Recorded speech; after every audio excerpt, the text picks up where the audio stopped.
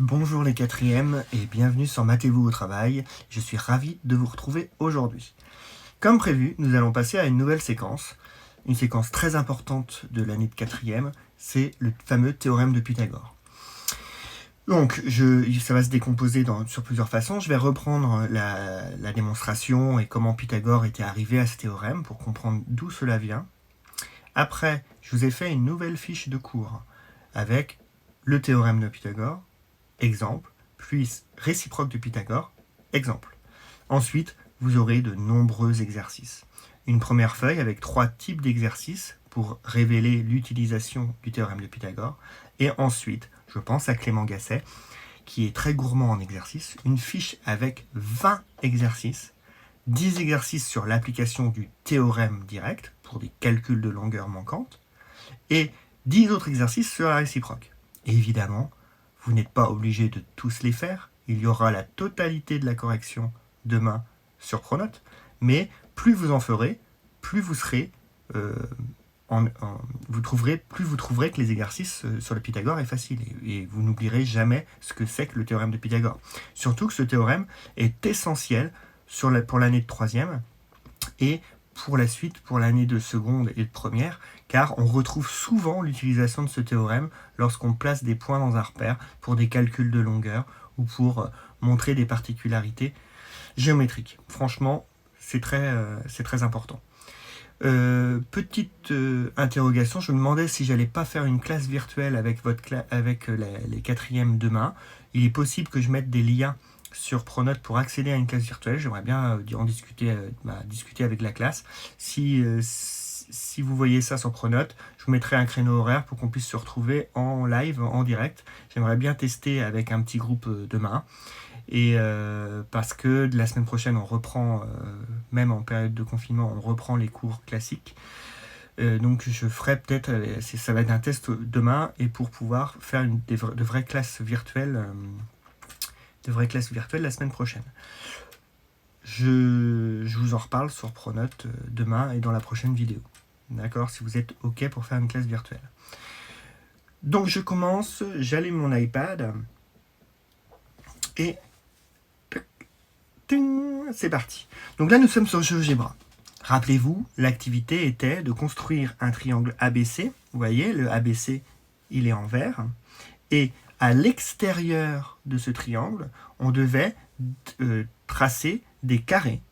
Des carrés A, B, D, E, B, C, F, G et A, H, I, C. On voyait que ces rectangles, ces carrés étaient à l'extérieur du triangle et on pouvait s'amuser à déplacer. Vous voyez, je déplace mon triangle vert et on voulait comparer l'aire du grand carré avec la somme des deux autres carrés. Et on s'est posé des questions en déplaçant, et on voyait que parfois, vous voyez, je le déplace d'une certaine façon, là, regardez, je déplace mon triangle de cette façon, et vous voyez, le fameux 36, là, il est bien égal, n'importe quoi, excusez-moi, le plus grand carré, le 52, le 52 qui est là, il est bien égal à 36 plus 16. Ah, c'était une particularité qu'on a découverte. Et donc là, quelle est la particularité du triangle vert ? Là, on remarque qu'il est rectangle. Il est rectangle en B. Si je le déplace d'une autre façon, on pourrait se poser la question, est-ce que ça marche pour tous les triangles rectangles ? Donc, je le déplace d'une autre façon. Regardez, là, il est plus petit, le triangle rectangle. Est-ce que ça marche encore ? Ah bah oui, 40 est bien égal à 36 plus 4. Oh. Si je fais un triangle qui n'est pas rectangle, là, celui-ci, il n'est pas rectangle. Vous voyez, 36... c'est le plus grand côté, c'est l'aire la plus grande. Est-ce qu'elle est égale à l'aire des deux plus autres petites ? Non, 20 plus 8 n'est pas égal à 36. Et là, c'est comme ça que Pythagore a remarqué, parce qu'on sait que la surface d'un carré, c'est côté fois côté. Donc c'est le carré, parce que côté fois côté, c'est C au carré, c'est côté au carré, c'est le côté au carré. Et donc là, c'est comme ça qu'il a remarqué que lorsque le triangle est rectangle, regardez, je vais refaire un triangle rectangle. Hop, je fais un triangle rectangle, celui-là il est isocèle en plus. Alors vous voyez que AC au carré AC au carré, ça va nous donner l'aire du rouge, ça fait 72. C'est bien égal à AB au carré, 36, plus BC au carré, 36. 36 plus 36 égale 72. Donc c'est comme ça qu'il a énoncé son théorème, Pythagore. C'est que dans un triangle, lorsqu'il est rectangle, ce qui est essentiel, le carré du plus grand côté est égal à la somme des carrés des deux autres côtés. Vous voyez? C'est comme ça qu'il a énoncé ça. Donc je vais reprendre la partie cours. Hop, alors regardez, j'ai fait une fiche de cours. J'ai fait une fiche de cours avec grand 1 le théorème et grand 2 la réciproque. Alors ça, imprimez-la, c'est un complément au cours qu'on a déjà fait en classe. Mais vous savez que le cours est un peu haché en classe. On a différentes séquences. Dans la séquence, on a différentes parties et on ne met pas tout d'un coup, que là, vous avez tout d'un coup. Alors, un petit rappel. Je surligne avec vous. Rappel du triangle rectangle. Je vais mettre un plus gros point. Voilà, comme ça. On dit qu'un triangle est rectangle quand un de ses angles est droit. Donc là, on voit bien que l'angle droit, c'est l'angle qui est en A. Donc ABC, c'est un triangle rectangle. Donc là, tout l'exemple, il est assez basique. On voit bien que ABC est un triangle rectangle en A. Et on appelle BC l'hypoténuse du triangle rectangle. Grand 1, théorème de Pythagore. Alors là, je ne vais pas l'énoncer formellement avec le carré de l'hypoténuse est égal à... Là, ce qu'il faut comprendre, c'est que si, alors très important, si le triangle est rectangle en A, uniquement si le triangle est rectangle en A, le carré du plus grand côté, ce qui est normal, si les rectangles en A, c'est celui qui est en face de l'angle droit qui est le plus grand, donc là ça va être BC, le BC au carré est égal à AB au carré plus AC au carré. D'accord? Donc là, bon là c'est la fameuse phrase, là, vous voyez, si vous voulez l'apprendre par cœur. Si ABC est un triangle rectangle, regardez, là, on a à quoi ça sert le théorème? Le théorème de Pythagore sert à déterminer des longueurs manquantes. Alors ça sert à déterminer une longueur lorsqu'on ne la connaît pas, mais qu'on connaît deux autres longueurs dans un triangle rectangle. Donc là, on a ABC, rectangle en A, avec AB égale 4 et AC égale 3. Donc, petit conseil, calculez rapidement ce que c'est que AB au carré, ça fait 9. 3 fois 3, 9, pas 3 fois 3, 6. Et AC au carré est égal à 4 au carré égale 16. Donc 4 fois 4, 16. Pas 4 fois 4, 8. 4 fois 4, 16. Et donc BC au carré, on sait d'après le théorème qui est ici, qui est très moche là, hop, je vais effacer ça même. BC au carré est égal à AB au carré plus AC au carré. Donc c'est égal à 9 plus 16 est égal à 25. Attention, 25, c'est la longueur de BC au carré. Et on sait que pour supprimer ce fameux carré, on utilise la touche racine carrée de la machine, de la calculatrice, et on fait racine carrée de 25 est égal à 5. Et c'est comme ça qu'on trouve la valeur de BC qui est égale à 5. Vous voyez, théorème de Pythagore, ça sert à déterminer une valeur qui est inconnue. Attention, si on avait connu l'hypoténuse et qu'on cherchait un des autres côtés, ça aurait été une soustraction qu'on aurait dû faire. D'accord? Je vous montrerai un exemple ensuite. Réciproque de Pythagore. Alors là, il y a une petite nuance, et là, c'est un problème de rédaction. Là, c'est pour répondre à la question, est-ce que le triangle est rectangle? Lorsqu'on vous demande une propriété géométrique, lorsqu'on vous demande est-ce que le triangle est rectangle, là, il faut utiliser la réciproque. La réciproque de Pythagore, c'est pour montrer que le triangle est rectangle. Ça veut dire qu'on connaît les trois valeurs, on connaît les trois segments, et à l'aide de ces trois segments, on vérifie si l'égalité est vraie.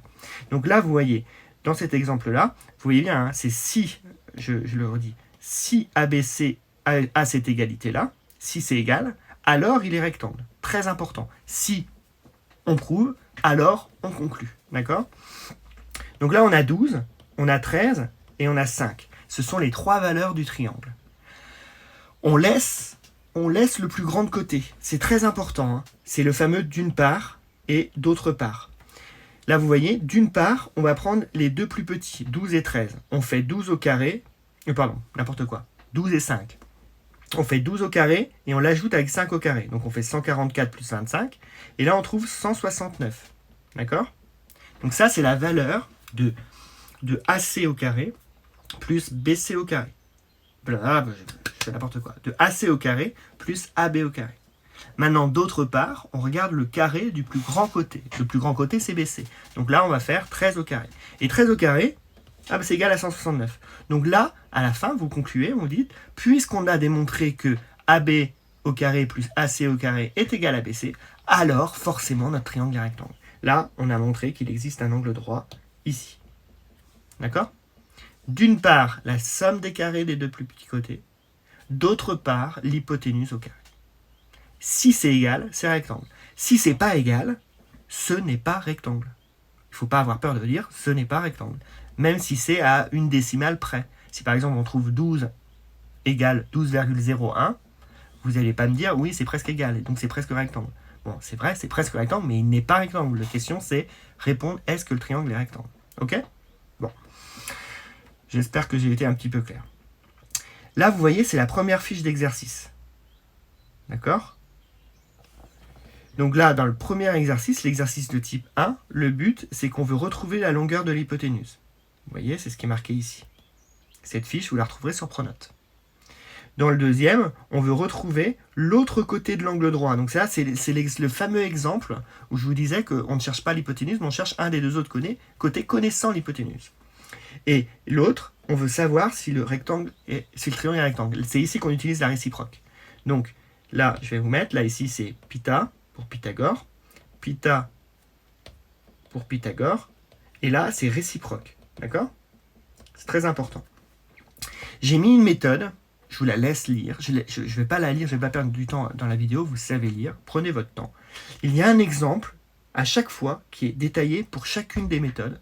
Là, c'est le Graal, cette feuille. Ça vous donne tous les exemples possibles autour de Pythagore. Et après, il y a 3 exercices à faire. Et vous voyez, les 3 exercices à faire, ils sont déjà pré-complétés. Et il y a juste à mettre les valeurs dans les pointillés. Et là, vous serez les meilleurs sur Pythagore.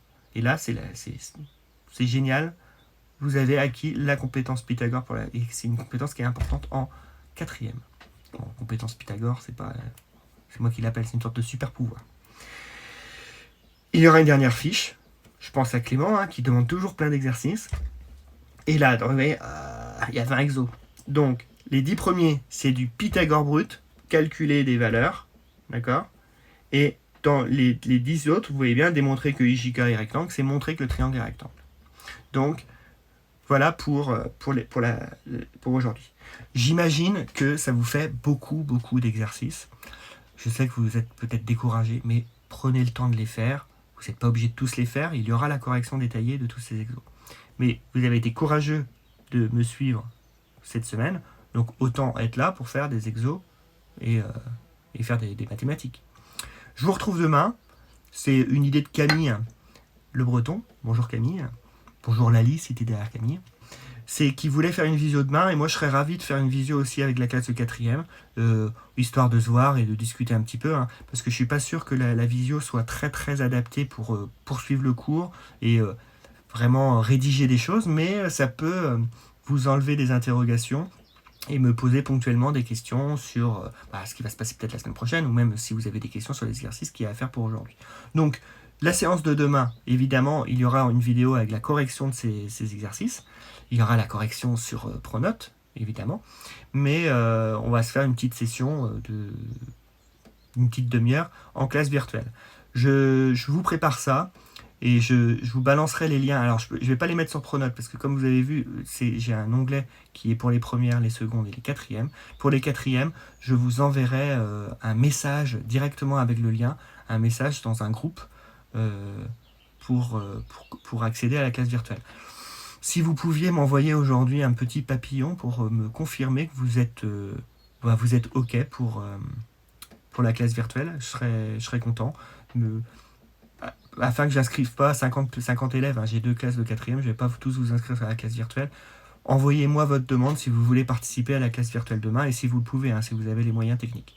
Alors je vous souhaite une bonne après-midi. Il fait très beau, 26 degrés de prévu cet après-midi. Donc si vous avez un petit balcon, une petite cour, ou histoire de profiter un petit peu du soleil, vous avez le droit de sortir à un rayon d'1 kilomètre de chez vous. Profitez du soleil, prenez votre cahier de maths, imprimez cette feuille. ou mettez sur PDF sur votre smartphone et essayez d'aller faire des exos un peu à l'extérieur. Prenez le soleil, on est des fleurs, hein, on est des plantes, on a besoin de soleil, donc profitez de ça et ça met la bonne humeur. Et je suis très content de tous ceux qui ont travaillé cette semaine et je vous dis à demain. Essayez de m'envoyer un petit message quand même pour savoir si vous voulez participer à la classe virtuelle. J'appréhende un petit peu ce nouveau dispositif, c'est la première fois que je le testerai et ça sera avec vous. Donc n'oubliez pas de m'envoyer un petit oui, je veux participer, merci. Et je vous souhaite une très bonne fin de journée. Et n'oubliez pas, matez-vous au travail.